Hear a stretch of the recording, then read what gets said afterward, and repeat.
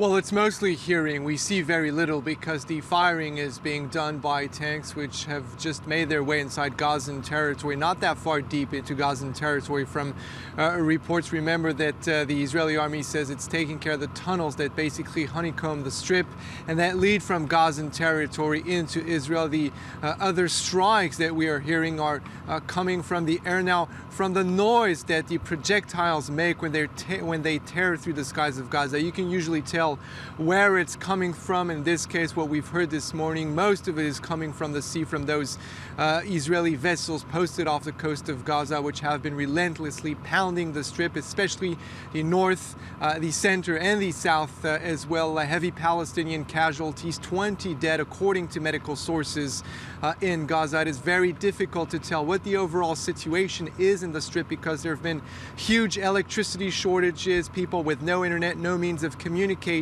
and so it's difficult to assess the situation of, for instance, of those people in the north and in the east who were hit very, very hard and who were told to evacuate to where that wasn't specified, which has caused for a lot of angry comments, notably on social networks with Gazans while they still had access to internet, asking where they were supposed to go, and some people commenting on the fact that they couldn't exactly leave their homes to head for hotels in Gaza, or others saying that it was like asking prisoners to move from one corner of their cell to another.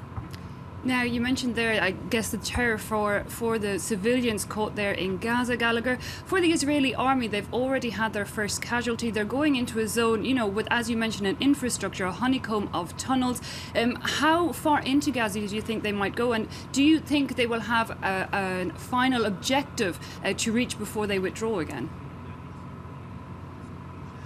Well, you know, the Israeli army, of course, does not lay out its plans for the media or for its enemy. As a matter of fact, all they're saying for the moment is that this operation is a light invasion of Gaza, meaning that they're not going to go very far into Gazan territory. They say, the Israeli army, that they have no intention to topple Hamas, the Islamists who control Gaza. However, they really want to deal with the tunnel issue, collect or rather gather information, and try to deal with the rocket launchers, which their aviation has been unable to deter or to destroy so far. In terms of how far they will go, how long this will last, there's absolutely no indication of that for the moment. The Israeli army is sending, however, text messages to people warning those who have weapons to lay them down because the worst is yet to come. So psychological warfare right there, and a very dramatic turn of events when you look at the last 24 hours where Gaza went from a humanitarian truce, a 5-hour truce, to a ground invasion several hours